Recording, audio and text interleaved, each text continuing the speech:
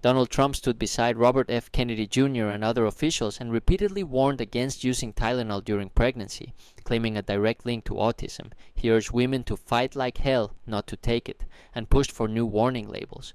Don't take Tylenol. Don't take it.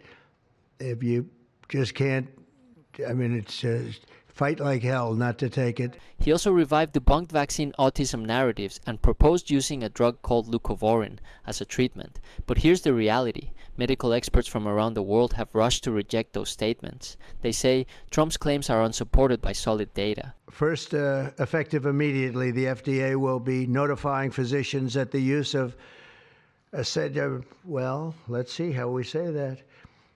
Acetaminophen. Is that okay?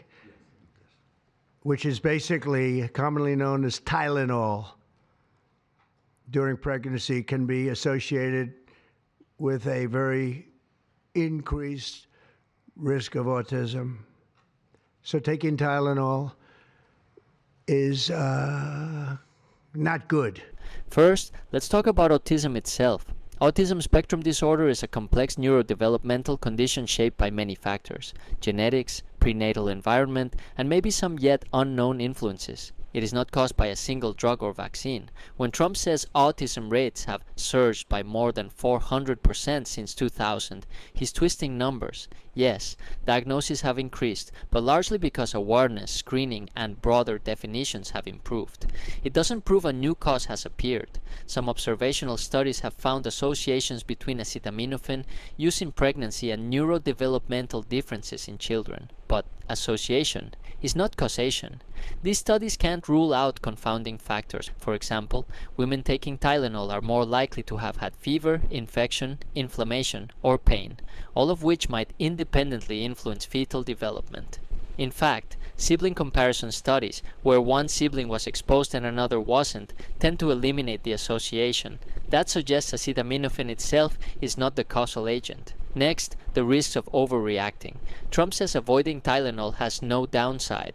That's misleading and potentially dangerous. Untreated fever, inflammation, pain, especially in pregnancy, carry real risks: miscarriages, birth defects, stress on the fetus. Obstetricians consider acetaminophen a safe option when used properly. Large medical organizations warn that public panic could drive women to riskier painkillers or avoid care altogether. Doctors stress that any medication decision should be made in consultation with the medical provider. Trump also tried to bolster his claims using groups he says don't take pills, don't take vaccines, who allegedly have no autism, citing the Amish and Cuba.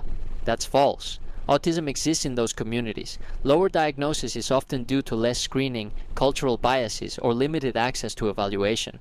Cuba does in fact use acetaminophen, paracetamol, and has increasing awareness of autism diagnosis. His assertion that there is virtually no autism there fails scrutiny.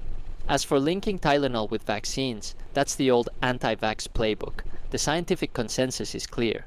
Vaccines do not cause autism. That claim has been debunked repeatedly. Still, the White House released a statement. Fact: evidence suggests acetaminophen use in pregnant women may cause long-term neurological effects. That's spin. They lean heavily on observational associations and speculative mechanistic hypotheses, not on proof. Their claim of gold standard science is disingenuous until they produce randomized controlled trials or strong causal evidence. And so far, no such trials exist. So here's where you come in. Don't take unverified claims at face value. Ask questions, do your own research, and talk to health professionals, not influencers or politicians, about prenatal care. If you found this helpful, hit like, subscribe, and ring the bell so you don't miss future pieces where we cut through noise and find real science. Drop a comment. What did you hear someone say about Tylenol and pregnancy that surprised you? In the end, Trump's claims linking Tylenol to autism are not backed by science. They oversimplify a complicated condition and risk undermining public trust. While caution around medications in pregnancy is understandable, the existing evidence does not justify sweeping bans or fear. Let's stay curious. Let's stay critical. Let's insist on clarity, accountability, and science. Thanks for watching. See you in the next one, and don't forget, stay informed, stay empowered, stay loud. They are strongly recommending that women limit Tylenol use during pregnancy unless medically necessary.